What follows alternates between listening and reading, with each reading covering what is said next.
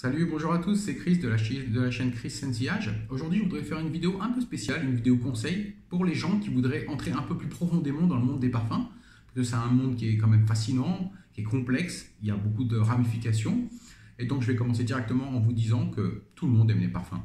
Parce que c'est pas possible de ne pas aimer quelque chose qui sent bon à son nez. Et les parfums, en fait, c'est les odeurs, c'est directement relié au cerveau et à la mémoire. Et donc, certaines odeurs vous rappellent des moments précis de votre vie, de votre enfance ou des moments que vous avez vécu. Par exemple, je vous donne des exemples tout bêtes.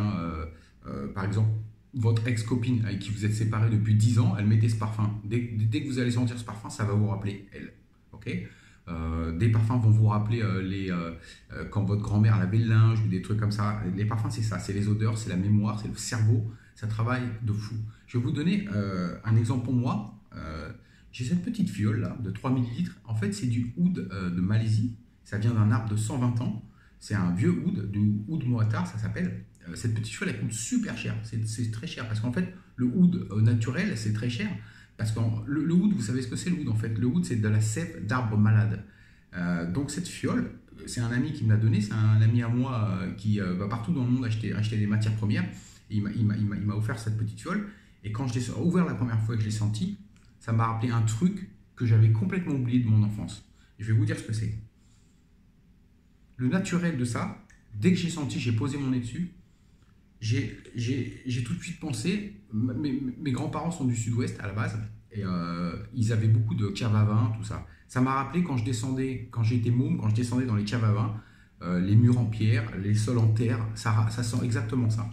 Parce que, en fait, le oud, il n'y a pas plus naturel que le oud. Il n'y a pas plus naturel. C'est une des choses les plus naturelles au monde, le oud. Okay, donc ça m'a rappelé ça et tout de suite, c'est des trucs que jamais je me serais souvenu si j'avais pas senti cette petite fiole. Vous voyez, le cerveau, c'est un truc de fou. Hein. C'est un truc de malade, le cerveau.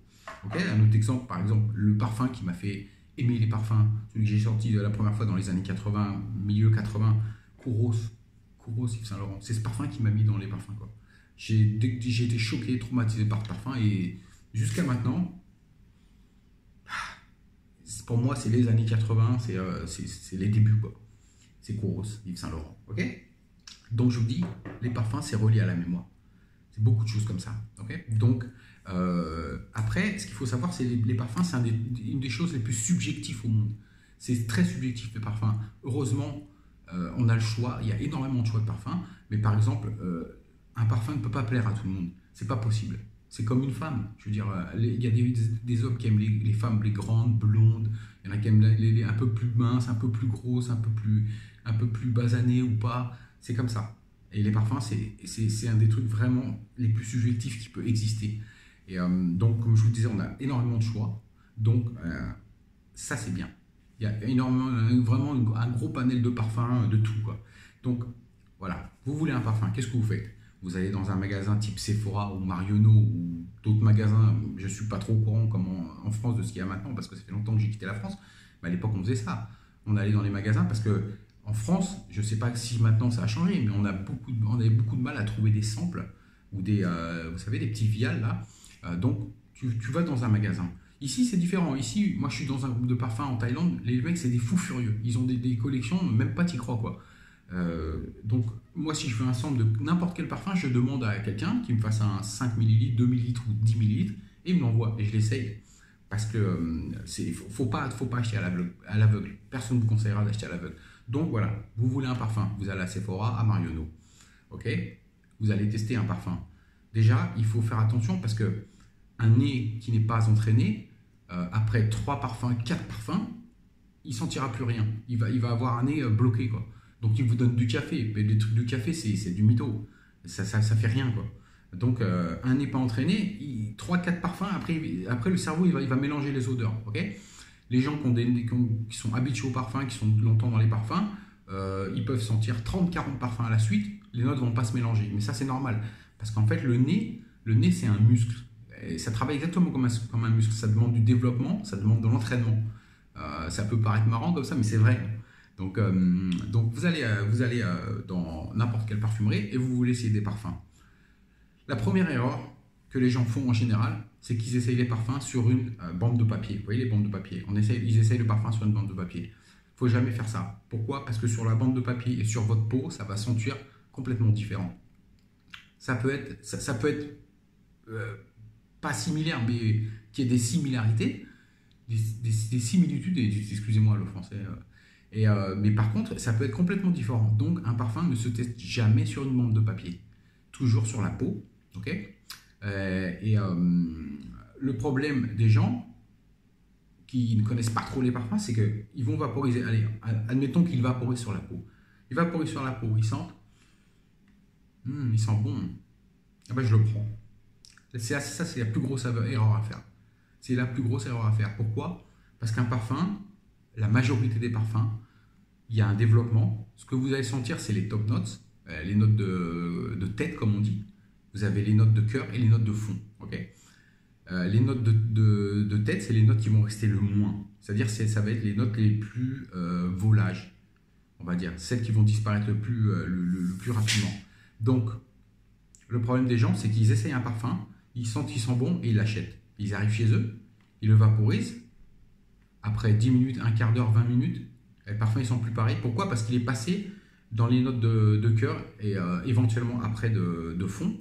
Et le parfum, c'est plus du tout le même. Donc les gens sont un peu déçus par rapport à ça. Quand vous allez essayer un parfum en parfumerie, vaporisez-le sur votre peau. C'est la première chose à faire. Il faut attendre au moins 2, 3 heures, 4 heures, parce qu'il y a des parfums qui vont vraiment des développements tardifs. Donc il faut attendre que le parfum se développe, parce que ce qui va rester sur votre peau, c'est ce qu'il va y avoir après, et pas ce qu'il y a au début. Le début, c'est un leurre, entre guillemets. Ok, ça sent bon, ça peut sentir bon, tout ça, mais le parfum peut être vraiment différent quand vous l'essayez sur votre peau et que vous le laissez longtemps, parce que c'est ces notes de fond qui vont rester, en fait. D'accord?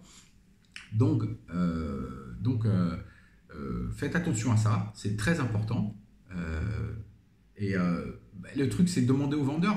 Il faut savoir à peu près ce que vous voulez, parce que comme je vous dis, au bout de 3 ou 4 parfums maximum, votre nez ne va plus rien comprendre et ça va tout mélanger.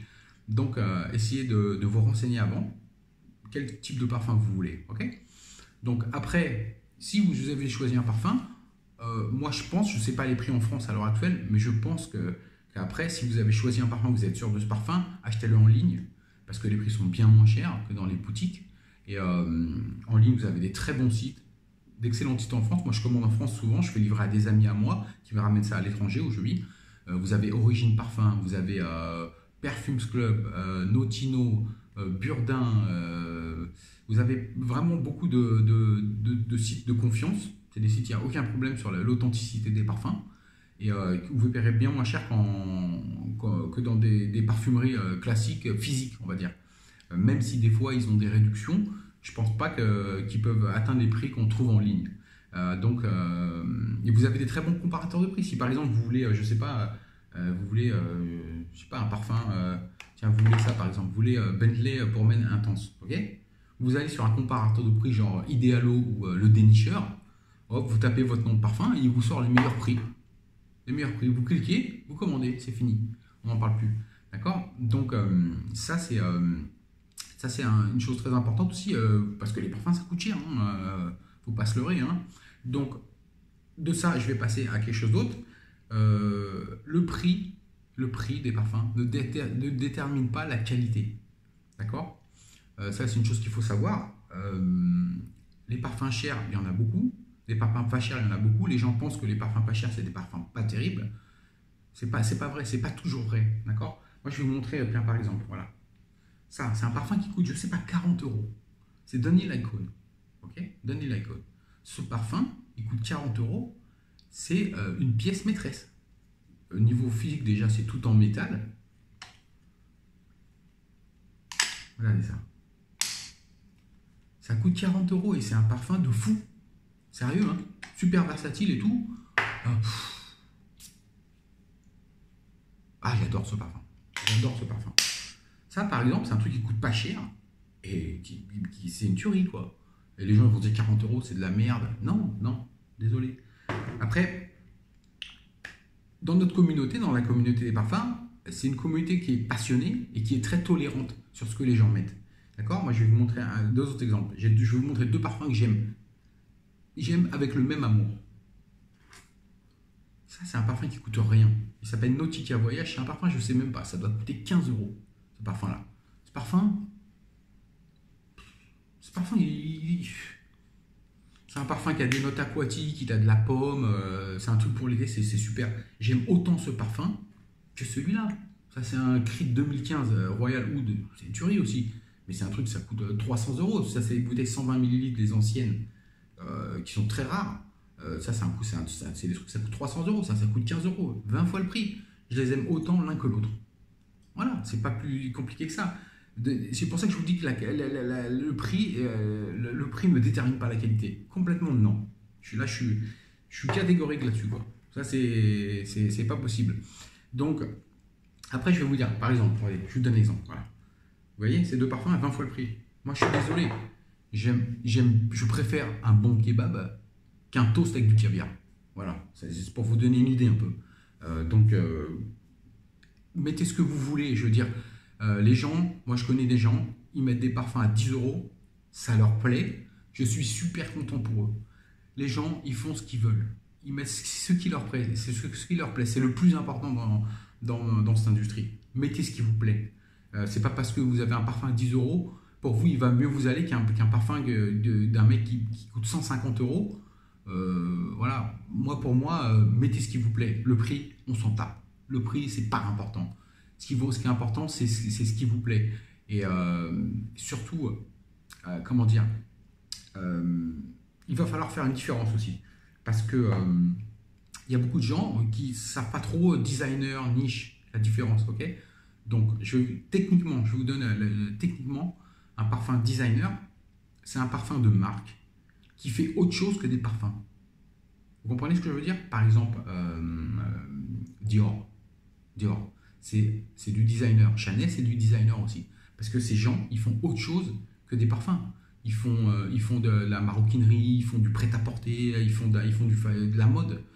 Donc, c'est des marques designers. Maintenant, il y a des petits... il y a des petites confusions quand même. Parce que je vais vous montrer deux parfums, je vais vous expliquer. Je vais vous montrer un Rassasi. Voilà, ça c'est Rassasi Darij. D'accord? C'est un parfum de Dubaï extraordinaire qui coûte rien du tout. C'est une bombe atomique. D'accord? Alors, je vous montre ça et je vous montre Tom Ford Tobacco Vanille. Ça coûte rien. Ça coûte 250 euros minimum, 100 millilitres. Hein. D'accord? Il y a un designer et il y a un parfum de niche. Ok? C'est lequel? Le designer, c'est le Tom Ford.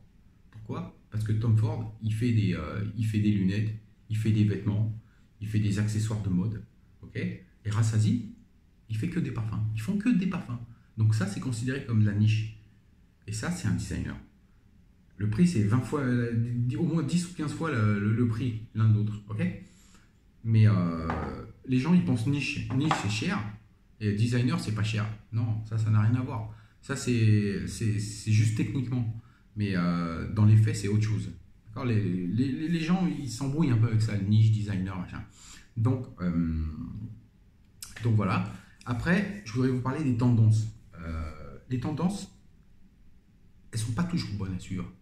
Je veux dire, les tendances, c'est, comment dire, il y a des tendances, il y a des hypes, comme on dit, les hypes qui sont réels, il y en a d'autres qui ne sont pas réels. Les tendances, c'est à vous de faire votre propre tendance, d'accord? Le seul juge, c'est votre nez. Si quelqu'un il vous dit Dior Sauvage c'est le meilleur parfum de tous les temps, essayez-le. Il n'y a que vous qui pouvez juger. C'est pas les gens qui disent. Ou vous voyez ce que je veux dire? Il y a des hypes qui sont réels. Ouais, tiens, je vous prends ça par exemple. Regardez. Ça, c'est une bouteille de 200 ml. C'est une 200 ml de Y de Yves Saint Laurent, eau de parfum. Ça, pour moi, la hype, elle est réelle. C'est une vraie hype, c'est justifié, d'accord? Après, il y a des parfums, c'est pas forcément justifié. Mais ça, il n'y a que votre nez qui peut en juger. C'est pas quelqu'un d'autre qui peut juger. Parce que les parfums, c'est tellement subjectif que il y a 95% ou 99% de gens qui vont aimer ce parfum, votre nez ne va pas l'accepter. Et ça, il n'y a que vous qui le savez. Il n'y a personne qui peut vous dire achète ci ou achète ça c'est mieux que ça. Ça, non. Ça, il est hors de question. Les gens, ils font ce qu'ils veulent. Comme je vous dis, ils mettent ce qu'ils veulent. Et voilà, et tout le monde est heureux dans ce monde-là, et tout le monde est content. On n'est pas obligé de suivre les tendances. D'accord?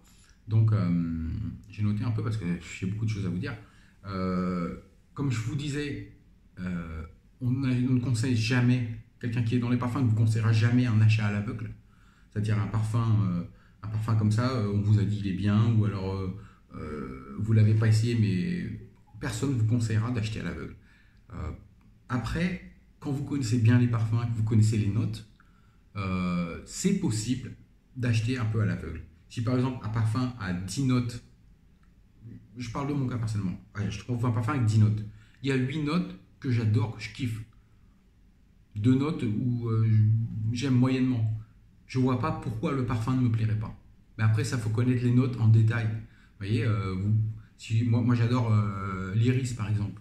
Un parfum à base d'iris, tu mets de l'iris avec quelques notes que j'aime bien, je sais que la base va me plaire.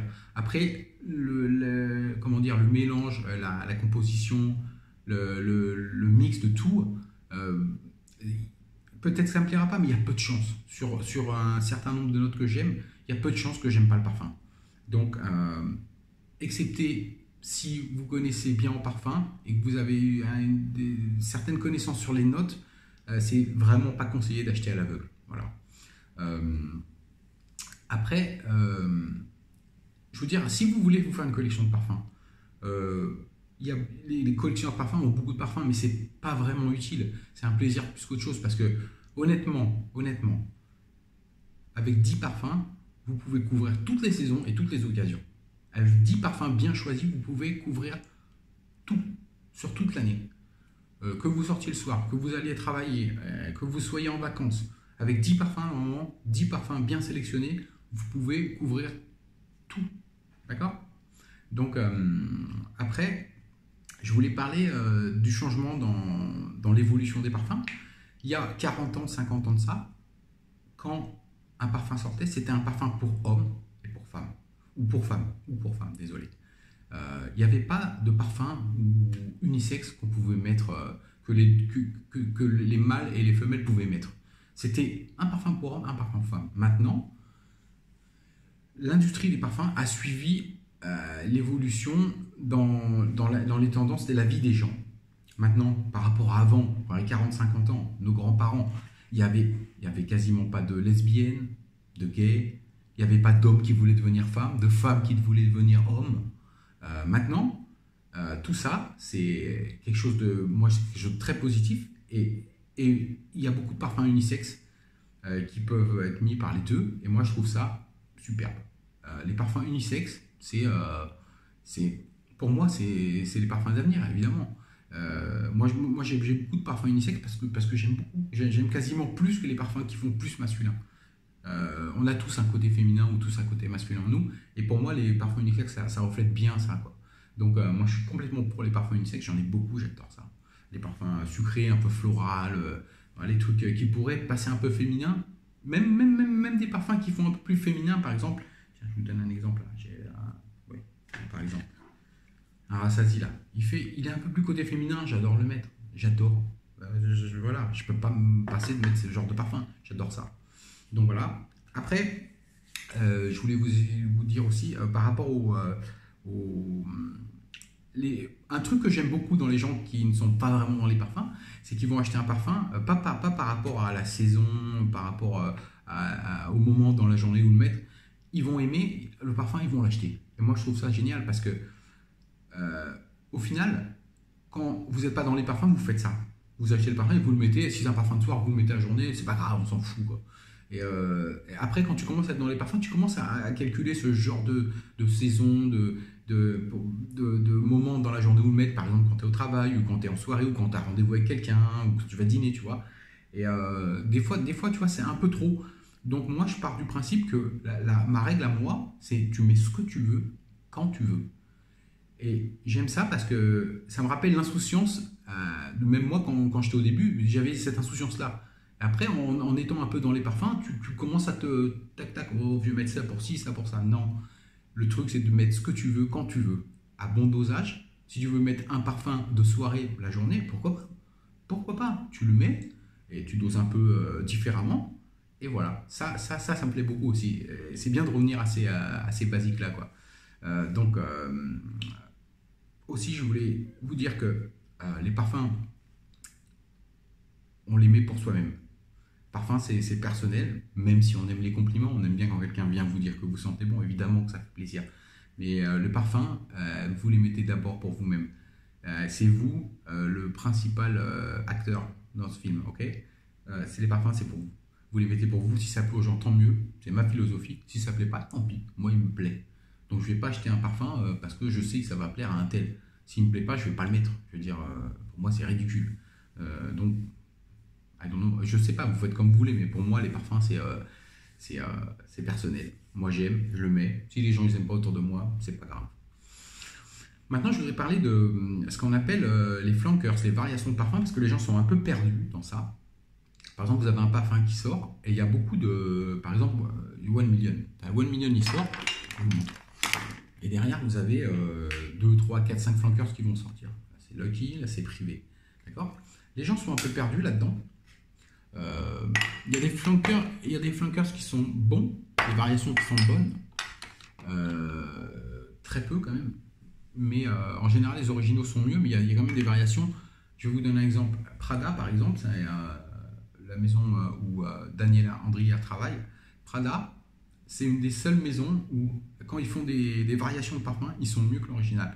Et ça c'est assez rare. Donc je comprends que les gens soient un peu perdus. Par exemple, tu vas dans un truc, tu veux un parfum, mais tu en as 5 ou 6 de la même ligne. Il faut les essayer.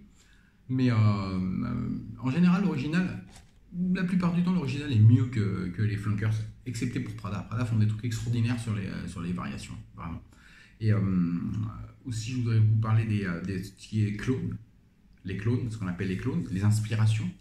Il y a beaucoup de parfums qui ressemblent à d'autres parfums. Il y en a qui sont vraiment inspirés. Je vous donne un exemple. Par exemple, ça, c'est le parfum le plus cloné au monde, c'est Creed Adventus. Si vous connaissez Montblanc Explorer, Armaf Club de Nuit Intense, Abercrombie Fitch Authentique, le parfum il s'appelle, ou même Mancera Cèdre Boisé, tous sont inspirés de Creed Adventus. Okay, alors les gens, les vrais puristes, les gens qui sont des fans de Creed, ils vont dire ouais mais non et tout machin, ça se fait pas, c'est pas bien, c'est de la merde. Moi je suis pas d'accord. Ok. Creed Aventus, il n'y a personne qui arrive à faire la qualité que Creed ils ont mis dans ce parfum, c'est pas possible.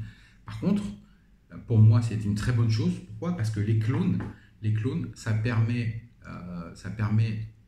aux gens d'accéder à des ADN, des ADN qu'ils n'auraient jamais connus si ça n'avait pas été cloné. Je veux dire, une bouteille d'Aventus, c'est super cher. Tout le monde ne peut pas acheter une bouteille d'Aventus. Tu prends du Montblanc Explorer ou du Armaf Club de Nuit Intense, ça va être au moins 80-85% pareil. Et ça permet aux gens de découvrir ces ADN à moindre coût. Et moi, pour moi, les clones, c'est essentiel. Les clones, c'est essentiel. Et il y a beaucoup de clones de beaucoup de marques. Hein. Je veux dire, des fois, la plupart du temps, les designers s'inspirent des maisons de niche, mais des fois, c'est l'inverse. J'ai des exemples. Par exemple, le Creed Himalaya, il est inspiré de ce parfum-là, de ce vieux Paco Rabanne XS. Les parfums de niche s'inspirent des designers, donc tout le monde copie tout le monde. Donc il faut arrêter de dire oh ben non, ça c'est de la copie, ça c'est de la connerie, ça c'est de la merde. Faut pas dire des trucs comme ça. Je veux dire, on s'en fout. Un Creed Aventus, ça coûte 250 €, ou je sais pas combien. 250 €. Un Montblanc Explorer, ça coûte 40-45 €, je sais pas. Et tu arrives à avoir la même sensation quasiment, même si la qualité des ingrédients est différente. Tu arrives à avoir quelque chose qui est comparable. Et c'est super important, les clones. C'est très important. Il y a des gens qui crachent sur les clones, les puristes des parfums. Tu vas dans des groupes, les gens ils disent mais les clones c'est de la merde et tout. Mais non, mais ça c'est ton opinion. Je veux dire, mais c'est bien pour les gens. C'est bien pour les gens de découvrir. Et je veux dire, un mec qui aime Explorer, par exemple, un mec qui aime Explorer, peut-être que dans 2 ou 3 bouteilles, eh ben, il va aller acheter Aventus. Pourquoi pas? Mais voilà, c'est essentiel. Après, ce que je voulais vous parler, c'est il y a beaucoup de gens qui sont concernés par ce qui est les performances des parfums. Je comprends un peu parce que les gens ils veulent des parfums qui durent longtemps. Mais moi, honnêtement, je pense que je parle pour la plupart des gens qui aiment les parfums. Pour moi, le premier facteur, c'est l'odeur. C'est l'odeur, quoi. Il y a des gens, ils vont prendre des parfums parce qu'ils durent 10 heures. Et l'odeur est moyenne, quoi. Moi, je préfère un parfum qui dure 3 heures et que je kiffe l'odeur. Même quitte à embarquer avec moi un truc comme ça, le mettre dans ma poche et me réappliquer plus tard, c'est pas grave. Je veux dire, c'est pas grave. Un de mes parfums préférés, mon parfum préféré d'été. En été, mon parfum préféré, c'est celui-là. C'est Tom Ford Mandarino di Amalfi. C'est mon absolu favori pour l'été, je veux dire. Ce parfum, il dure 3 heures. Il dure 3 heures. Il coûte une blinde. Ça coûte ouais, dans les 250 € au moins. Un parfum comme ça. Il dure que 3 heures. Si j'ai à partir plus longtemps, c'est pas grave, je prends un petit sort, c'est pas grave, je le remplis et on y va. Par contre, l'odeur, il n'y a rien qui sent comme ce parfum-là. Je veux dire, je vaporise, j'adore. Il n'y a rien qui sent comme ce parfum-là. Et pour moi, c'est plus important l'odeur que les performances. Ah non, ça. Ah, il est violent celui-là, il est violent. Le naturel qui sent. En plus, pour tout vous dire, ce genre de parfum, les parfums d'été, ça dure moins longtemps parce que les notes sont plus aérées. C'est pas des trucs qui ont du tabac, du cuir ou de l'encens, vous voyez. Donc, c'est normal que les parfums d'été durent moins longtemps, même s'il y en a qui durent longtemps. Par exemple, je prends ça, c'est un parfum d'été. Et, MFK Petit Matin, c'est un parfum d'été, mais ils ont réussi à trouver la bonne combinaison. Ils ont mis de l'ambroxane pour qu'il dure longtemps. Il dure 7-8 heures celui-là. Pour un parfum d'été, c'est super bien, quoi. Et il est terrible. Hein. Petit Matin, MFK. Ok, donc les performances, c'est bien. Si on a la bonne odeur et les performances, c'est parfait. Par contre, s'il faut choisir, choisis l'odeur, pas la performance. Je suis désolé, moi, c'est pas possible pour moi. Je vais pas prendre un truc que j'aime moyennement sous prétexte qu'il dure 12 heures. Faut arrêter, quoi. Donc, voilà, pour moi, les performances, c'est pas un facteur super important. C'est beaucoup moins important. Voilà, maintenant, je voudrais juste vous parler des applications, parce que les gens, des applications, quand on applique un parfum, il y a beaucoup de gens qui savent pas trop, en fait. Le pire des trucs que je vois, c'est quand je vois les gens qui font ça. Ils font ça, et ils font ça. Ça, je suis malade quand je vois ça. Pourquoi? Parce que la plupart des gens font ça, mais ils savent pas. Donc, je suis malade. Je veux dire, ils sont excusables, ils le savent pas. Quand vous vaporisez ici et que vous faites ça, d'accord, vous perdez 40% des molécules du parfum. Tu as 40% direct qui sont évanouis dans la nature. C'est fini, 40%, c'est fini. Si vous voulez mettre là, vous mettez un spray, tu tapes un coup, et c'est tout. Il faut surtout pas faire ça. Surtout pas frotter. Voilà, faut pas le faire. Application d'un parfum normal. Pour moi, application d'un parfum normal avec des performances normales, ça va être à peu près 5 applications. Je vais appliquer sur les points de pulsation. Les points de pulsation, c'est là où le sang circule beaucoup et là où il y a la peau qui est un peu plus fine aussi. Donc 5 applications, une derrière l'oreille là, une derrière l'autre oreille, une sur la nuque. Et moi en général, je vaporise mes vêtements. Quand j'ai des cols de chemise ou de polo, je mets un sur le col là, un sur le col là, 5. Ok. Donc après ça varie suivant si c'est un parfum qui est super fort, tu peux en mettre que 3. Il faut voir quoi. Après le fait d'en mettre sur les vêtements, c'est que ça tient beaucoup plus longtemps que sur la peau. L'odeur peut être sensiblement différente parce que des fois sur les vêtements, les textiles, ça prend plus les notes de tête ou les notes de fond, ça peut dépendre quoi. Faut faire des essais, mais sur les vêtements, ça tient vraiment vraiment longtemps, plus que sur la peau. Donc pour moi, une application normale 5. Après, on peut vaporiser donc les poignets, juste une tape. Faites pas ça, s'il vous plaît. L'intérieur des coudes, ok. Et on peut vaporiser au niveau des épaules aussi, évidemment là, sous le t-shirt, ici, pour les femmes aussi. Alors il y a un truc, les femmes, je ne sais pas si vous êtes au courant, mais les femmes font souvent en été, quand elles sont en jupe, elles vaporisent derrière les genoux. Parce que quand vous marchez, le parfum il remonte comme ça. Et après il y en a qui vaporisent sur les chevilles, j'ai jamais essayé, mais derrière les genoux c'est pas mal pour les femmes. Et donc voilà, ici, moi j'évite de mettre là. Parce qu'en fait, j'aime pas trop quand le parfum il me remonte dans le nez directement. Ça peut être désagréable, surtout quand c'est des parfums où il y a du cuir ou des notes assez fortes. Le fait que ça remonte dans le nez, ça me plaît pas du tout. Donc moi, je préfère hop. Et faites attention parce que par exemple, quand vous vaporisez, il y a des sprays. Voilà, vous vaporisez, vous mettez comme ça, vous éloignez à peu près à 15 cm, ok, et vous vaporisez. Ok. Après, ça dépend des sprayeurs. Par exemple, si vous prenez le sprayer de Dior Sauvage, le spray va partir comme ça, vraiment très large. Donc au lieu de le mettre là, il faut le mettre là parce que si vous le mettez là, ça va partir sur une grosse zone, c'est pas bon. Il faut le mettre, voilà, hop, ok. Le Dior Sauvage, il sera un peu plus court. Regardez comment marchent les sprayers. Voilà. Donc les applications pour moi, c'est à peu près c'est ça. Connaître un peu les points de pulsation. Après, vous pouvez, c'est pareil, vous pouvez en mettre où vous voulez. Il y en a, ils en mettent dans les cheveux, des filles qui en mettent dans les cheveux. Il paraît que c'est pas très bon, je sais pas, j'ai pas de cheveux déjà. Donc voilà. Après, chacun fait comme il veut. Ok. Je vous ai donné mon application à moi sur un parfum normal, durée normale, puissance normale. Ça va être 5 à peu près. Ok. Après, ça peut descendre à 4, 3 et monter jusqu'à 7 ou 8 si tu mets voilà, Versace Meno Fresh par exemple. Et celui-là, tu mets 20 pressions et personne ne va être écœuré. C'est des trucs, c'est inoffensif. Quoi. Je veux dire, faut savoir un peu connaître le parfum. Ok. Donc après, je voulais vous parler du stockage des parfums. Il y a vraiment une très grosse erreur qui est faite au niveau des gens qui ne savent pas trop, c'est qu'ils stockent leurs parfums dans les salles de bain. Et les salles de bain, il n'y a pas pire pour les parfums. Pourquoi? Parce que les parfums, il y a 4 choses qu'un parfum n'aime pas. L'air, l'humidité, les variations de température et la lumière du jour. La lumière artificielle, c'est pas trop grave.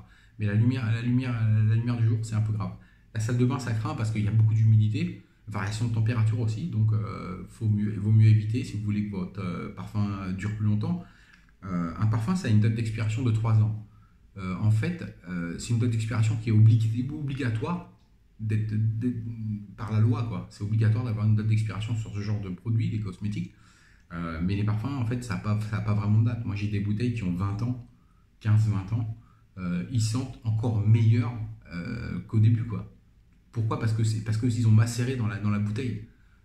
Donc, voilà, les dates d'expiration, c'est de la connerie si c'est bien stocké, en fait. Rappelez-vous, humidité, air, lumière du jour, les UV, en fait, et les variations de température trop importantes.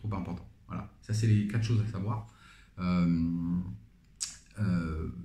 Après, le mieux, c'est moi, je pense que le mieux, c'est de les garder. Ce qui est bien, c'est de les garder dans un placard fermé. C'est bien un placard fermé. Sans trop de différence de température, pas trop chaud, pas trop froid. Enfin, en fait, la meilleure chose, moi je vis dans un pays très chaud, donc j'ai souvent la clim dans la chambre, donc tous mes parfums ils sont là, donc ça va, j'ai pas de problème avec ça. Mais vraiment, la meilleure chose pour les parfums, la meilleure conservation possible, vous allez trouver ça débile, mais c'est un fait, c'est vrai, c'est une cave à vin. Une cave à vin électrique, vous savez, c'est des sortes de frigos, hein, les caves à vin, vous savez comment c'est, hein. Vous avez une porte anti-UV, la température est toujours constante à l'intérieur, 17-18 degrés, il n'y a pas d'air, l'humidité est complètement gérée, c'est ce qu'il y a de mieux une cave à vin, mais c'est pas donné, quoi. Donc voilà. La vidéo, maintenant je voulais juste vous dire que faites attention si vous vous mettez dans les parfums, parce que juste je voudrais vous prévenir que c'est quand même c'est une passion qui est chère, très cher quand on commence à être dedans, et c'est carrément une addiction. Je veux dire, même quand on cherche toujours à acheter de nouveaux parfums, on se dit je vais arrêter, comme la drogue ou la cigarette, on se dit je vais arrêter, on en achète toujours. C'est terrible, c'est une vraie addiction. Les addictions, c'est des maladies, donc on est un peu malade, on est moins malade que certains dans d'autres domaines, mais c'est une vraie addiction, et ça peut coûter très très cher. Faites attention, ça va très très vite. Donc comme je vous disais, moi je pense qu'une dizaine de parfums bien choisis, vous ouvrez toutes les occasions toute l'année, il n'y a aucun problème. D'accord? Donc c'est des petits conseils que je voulais vous donner. Si vous avez des questions, vous pouvez me demander éventuellement. Ça m'a fait plaisir de partager ça avec vous, parce que je sais qu'il y a beaucoup de gens qui se posent des questions. Vous avez des sites comme... alors, il y a beaucoup de trucs en anglais. Fragrantica, il est en français, mais il n'est pas terrible. Mais en anglais, il y a beaucoup de renseignements sur Fragrantica, par exemple, sur les parfums. Et sur Parfumo aussi. Faut maîtriser un peu l'anglais, quoi. Et il y a beaucoup de choses sur YouTube. Mais bon, c'est vrai qu'il n'y a pas assez de choses en français. Moi, honnêtement, à part Olivier et Bilo, là, que j'ai rencontré il n'y a pas longtemps, qui sont des gars super sympas. Et je connais Clémence depuis un an aussi. On s'était rencontrés dans mon ancien groupe de parfums. J'étais modérateur dans un grand groupe de parfums d'un reviewer étranger très connu. Donc j'ai rencontré Clémence là-bas. Mais sinon, il y a très peu de choses en français. C'est malheureux parce qu'on est un peu le pays du parfum et les autres pays sont vachement plus au niveau des reviews et tout. Franchement, je trouve ça un peu malheureux. C'est dommage. Donc, big up à Olivier, à Bilo et à tous les gars, tout Clémence et tous les gens qui essayent de faire avancer la communauté parce que c'est pas facile. Donc, les Français, on est un peu spécial quand même, hein, je vous avoue. Voilà quoi. Donc, continuez votre travail, c'est super ce que vous faites. Et puis, j'espère que les petits conseils vous serviront si vous voulez entrer dans le monde de la parfumerie. Voilà. Merci à vous, un de ces quatre. Bye bye.